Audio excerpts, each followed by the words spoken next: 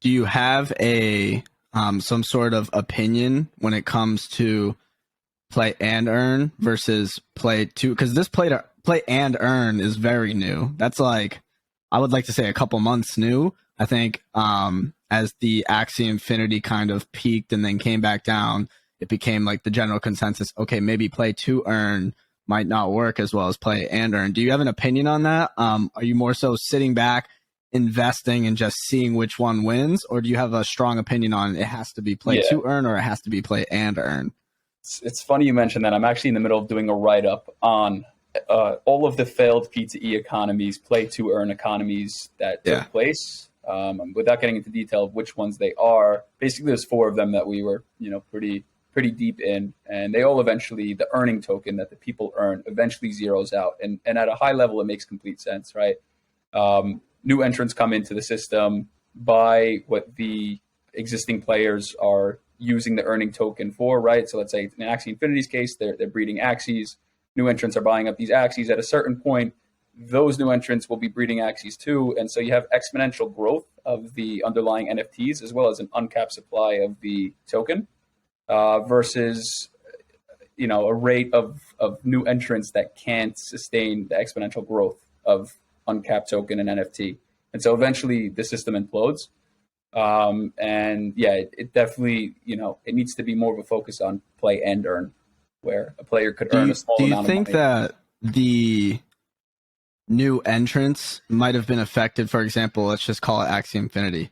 Do you think it was, I know it was, but do you think it could have been different if the new entrants weren't so filled up by the scholarships and the guilds? And because that became a popular business model for a lot of people, was building up a guild, getting a scholarship, and then just grinding it out. Do you think that negatively affected the game to the point where it might have ruined the natural growth of the game? Or do you think it was inevitable that there was just not going to be enough new entrants to keep up with the breeding? Yeah, it's a great question. And you know what? I think both answers are fine. I think, it's kind of a very difficult one to answer, right? It's like, I think, yes, it probably was inevitable. And yes, the scholarship system, doesn't work. Yeah. I think everyone knew it, but no one says it while the market's going crazy. And then once it stops working, people decide to start saying it, such as crypto in general. And I guess that's, just a side point on crypto is it's, what's I guess really cool about it and also really dangerous about it is that it's in a very experimental stage, right? So people are able to test new theories and ideas and send them to the open market where speculators can also, test it. And, it's either going to work or it doesn't. And so, at the very least, people are learning and adapting, which should build a stronger system in the future. Yeah. And then so I guess back to like the play and earn and the gaming. What do you see in the market right now that's kind of exciting you? Do you see any, I guess when you're a founder of a firm, you can't really promote. So I guess you could. Do you see any projects doing it right? Projects that you want to see grow? Because I think the way I feel about it is that I see a lot of the projects that are quote unquote doing it right, and I see them not getting the same attention as a lot of the projects that are just doing the old school style. And I see now, this is like the new development. I made a tweet about this. Is now you see a lot of the NFT influencers pushing this whole Solana summer thing, and they went all the way back to exactly 1 year ago, and now we're back to the whole adjective animal craze, and it just feels like a big step back. How do you feel about that? Yeah, so it's interesting. I mean, as far as influencers go, they'll do their thing. It's very important that each and every one of us make sure to understand what we're buying, why we're buying it, and what we're looking for when we're buying something. For example, if we're buying, and people do this, if they're buying a not okay bear, right, which was the ripoff of the okay bears, they got to know what they're getting themselves into, right? They know this is a ripoff project of an original. Realistically, it shouldn't be here for the long term. And, if you have that kind of risk appetite, then that might be something for you. That that's not something I would personally invest in. But yeah, influencers have. Well, also, to be fair, there's a bunch of different types of influencers, right? Some will not promote things like that, others will, and each one has their audience, and so it's important for each of us to kind of understand what each influencer is doing. Yeah, and I guess sidetracking off of that is, do you have any opinion on like Solana versus Ethereum versus Layer 2 versus EK Rollup versus Altchain? They have AVAX, you have Polygon, you have Solana. How do you, as a fund manager or a fund founder, how do you tackle that? I wouldn't call it a problem. It's more so a plethora of solutions. But how do you really tackle that from an investing perspective when you're just looking at all of this information? Yeah, it's a really good question. So to date, majority of our business is on the Ethereum blockchain, and that consists of obviously the Ethereum L1, but also L2s like Polygon. But in any case, mostly done in the Ethereum currency. Most NFTs that we trade are Ethereum based. Solana is really interesting. Solana is, really fast, really cheap, which obviously has its advantages. It does have some security concerns.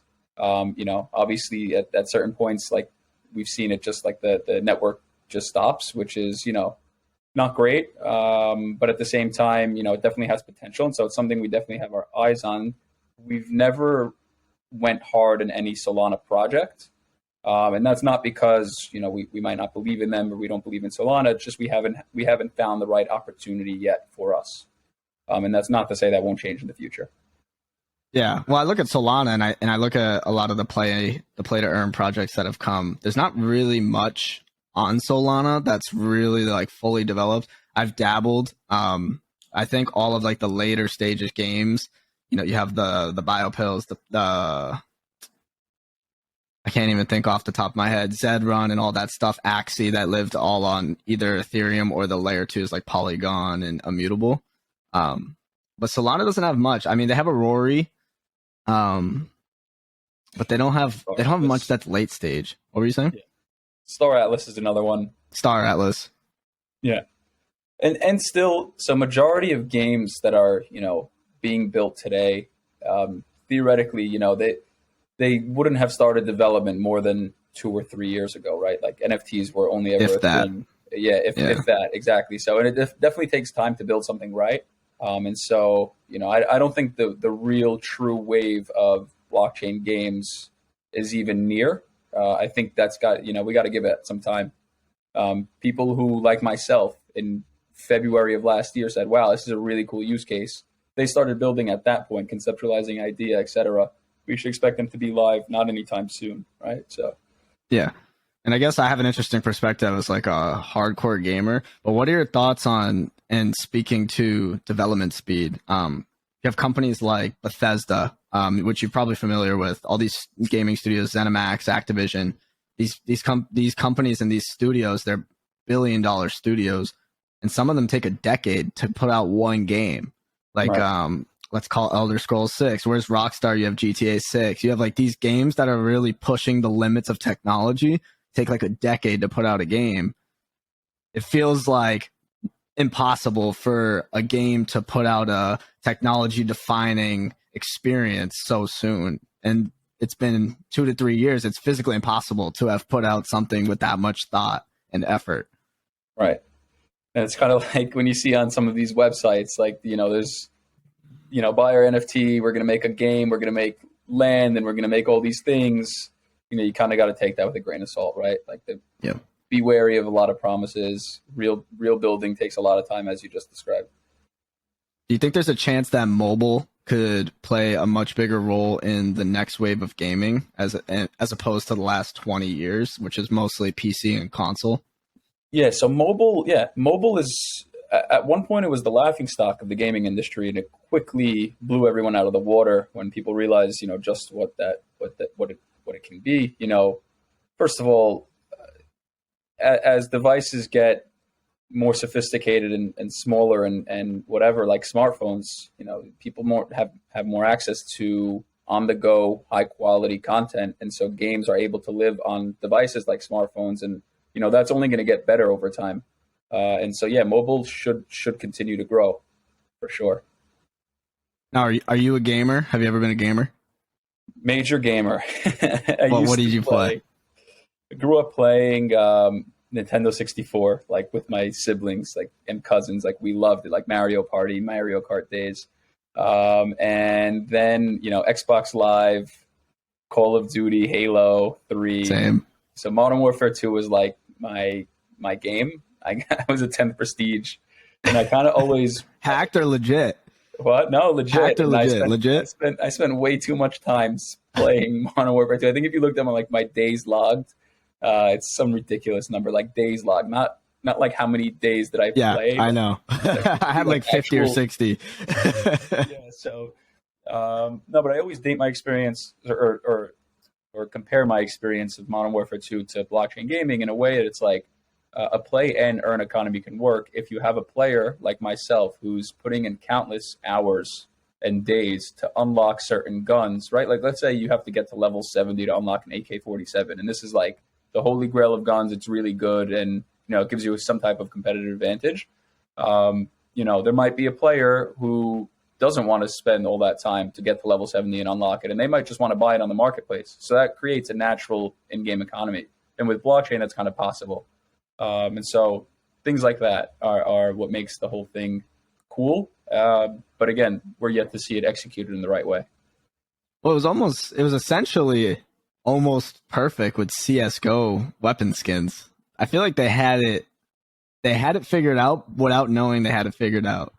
They had the skins, they had the crates, they had the marketplace. Right. They were just missing the blockchain and time, really. Right. Yeah, I agree. Yeah, and I don't know. I think it's like you said, like if you can grind, if you have a guy that's going to play for free just to have fun and play to get to level 70, 10th prestige, and then play another 10 days play to get 250 headshots to get fall camo. And like you said, some people were paying 1,600 Microsoft points to get a 10th prestige account that was already made, and another 1,600 Microsoft points to get free camos and everything like that. So it's already proven, really. Exactly. That's exactly. And you know what? There's another point I wanted to touch on, which you just brought to mind, which is basically like the way it needs to work is there needs to be people who are willing to put money into the system without looking to take money out, doing it solely for entertainment purposes, right? Like Fortnite did $15 billion in revenue over a 3-year span, 15 billion with a B. Like that's a crazy number. And they did that, people purely looking to spend money on cosmetic in-game items for, I guess, digital clout. And, we're not looking to make any money on their investments. So basically, these games need to function in a way like that, right? People need to be willing to put money in, not looking to take money out. On the occasion, there can be a scenario where players can be rewarded with money, but that should never be the primary focus in the game economy. Well, I feel like that should be, from the competitive standpoint, it should be the reward. The reward and the money should be from a competitive standpoint. You have the cash cups in Fortnite. Right. Actually was doing it right. They were rewarding AXS to the players that were on the top of the leaderboard and stuff like that. And I think that part is perfect. But like you said, people have to be putting money in without the expectation of the money out. Yes, that's exactly right. And I had another point, but I have it. And I think there's games already doing it close. If not, they have the right idea. I'm looking at something like Treeverse, right? Treeverse, I was an investor. I'm out. I'm going to get back in eventually. Full disclosure. This is a game that dropped a 10K PFP collection profile picture with the anime art style, which will translate to in-game cosmetic skins with no buff, no benefit other than cosmetic. And then those are essentially your rare skins in something like Fortnite. I think it's important that games don't make it pay to win, because as soon as it's pay to win, it kind of just ruins the competitive integrity of the gameplay. Yeah, I'm with you on that. I'm definitely with you on that. There was another project, I guess, like you asked originally, if there was anything I saw that I thought was doing it right. So I believe NFT Worlds is one of the few gaming metaverse plays actually doing it right. And the reason I think they're doing it right, I guess, is because what I first need to preface it with what I think others are doing wrong, and with what what I think others are doing wrong is basically you have whatever the number is. I think it was 365,000 active wallets that ever, bought or sold an NFT. Last I checked, let's say it's 1 million now, right?